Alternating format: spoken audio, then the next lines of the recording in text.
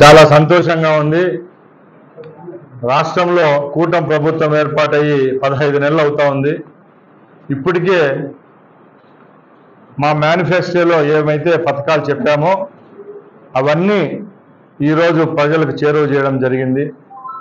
దానిలో భాగంగానే super 6 super hit అంటూ రాష్ట్ర వ్యాప్తంగా ఈ నినాదంతో తెలుగుదేశం పార్టీ కూటమి శ్రేణులు అలాగే ప్రజలు కూడా హర్షం వ్యక్తం చేస్తూ ఉన్నారు.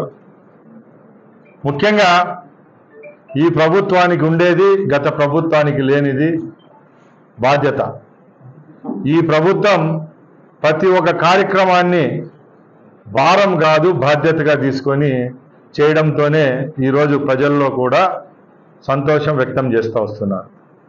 ముఖ్యంగా మొట్టమొదట పెన్షన్ పెంపు నుంచి ఈ నెలలో ఇచ్చిన ఫ్రీ బస్ వరకు శ్రీశక్తి వరకు ప్రతి ఒక్క కార్యక్రమాన్ని తెలుగుదేశం పార్టీ అలాగే కూటమిలో ఉన్న మిగతా పార్టీల శ్రేణులు ప్రజల్లోకి పోయి ఈ కార్యక్రమాన్ని అమల్లో వాళ్ళ పాత్ర చాలా ఉంది.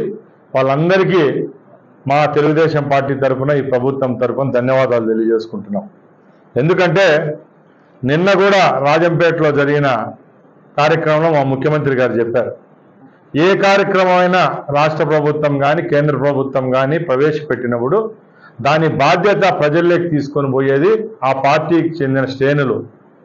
గ్రామ స్థాయిలో వార్డు స్థాయి నుంచి మిగతా రాష్ట్ర స్థాయి జాతీయ స్థాయి వరకు ఉన్న నాయకులు బాధ్యత ఉంది. కాబట్టి ఈ పర్యాయం మా ముఖ్యమంత్రి చంద్రబాబు నాయుడు గారు పగ్గాలు చేపట్టిన తర్వాత ఆ కార్యక్రమంలో మేము సఫలమయ్యాం. కాబట్టి ఈరోజు ప్రజల దగ్గర నుంచి మంచి స్పందన వస్తూ ఉంది.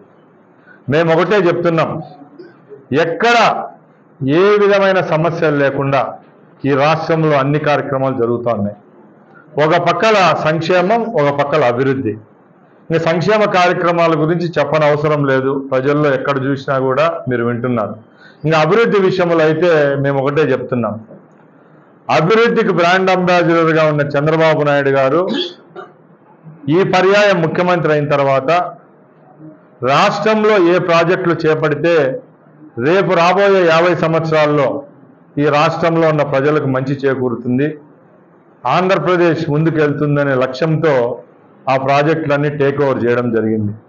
దానిలో భాగంగానే పోలవరం, విశాఖ స్టీల్ ప్రైవేట్ నుంచి మళ్ళీ ప్రభుత్వ రంగంలోకి తీసుకొని రావడం, దానికి నిధులు తేవడం, అలాగే అమరావతిలో చకచక పనులు శరవేగంగా ముందుకెళ్తున్నాయి.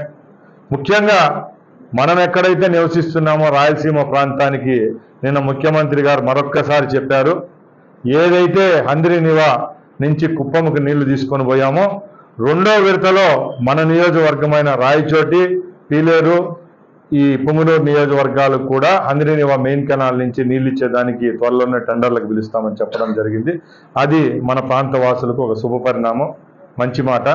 అలాగే ముఖ్యంగా కరువుతో అల్లాడుతున్న రాయలసీమకు ఏదో ఒక చేయాలనే ఒక తపనతో ఉన్న ముఖ్యమంత్రి గారు గోదావరి జలాలను తీసుకొని వస్తానని చెప్పడం, శరవేగంగా గోదావరి నీళ్లు కృష్ణానదికి అనుసంధానం చేసి ఏవైతే గాలేరు నగరి అలాగే హంద్రీనివా అలాగే బనకచర్లకు తీసుకొని వచ్చినప్పుడు ఇక్కడున్న చెరువులు నింపే కార్యక్రమాన్ని కూడా ఈ 4.5 సంవత్సరంలో ముందుకు తీసుకొని పోతాయని చెప్పడం కూడా చాలా శుభపరిణామం తెలియజేసుకుంటున్నా.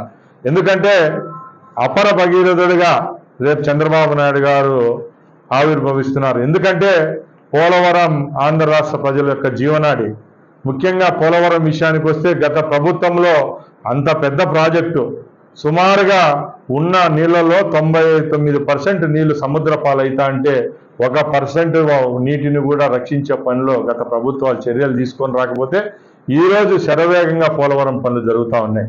ఇవన్నీ ఎందుకు చేస్తున్నామంటే రాష్ట్రంలో ప్రజలు ఏ ప్రభుత్వానికి దక్కని గౌరవం ఈ పర్యాయం మా ముఖ్యమంత్రి గారికి కూటమి ప్రభుత్వానికి దక్కే విధంగా ప్రజలు ముందుకు వచ్చి మమ్మల్ని నడిపించారు. కాబట్టి ఆ గౌరవాన్ని మేము నిలుపుకుంటామని మీకు తెలియజేసుకుంటున్నా.